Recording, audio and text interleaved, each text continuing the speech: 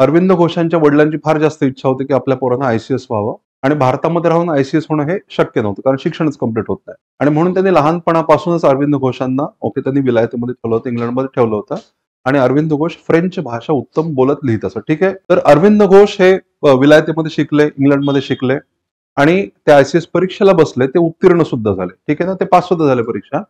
आता याच्यामधलं एक qualifying taste होती. क्वालिफाईंग टेस्ट होती घोडेस्वारीची परीक्षा. कळते का, जसं आपण आता एक्झाम क्लिअर झालो एमपीएससीची की आपल्याला मेडिकल टेस्ट असते की नाही, आणि मेडिकल टेस्ट आपण सहसा पासच होतो, बरोबर. कारण या एज मध्ये आपल्याला कुठलेही कसले आजार नसतात आणि आपण फिजिकली फिट असतो.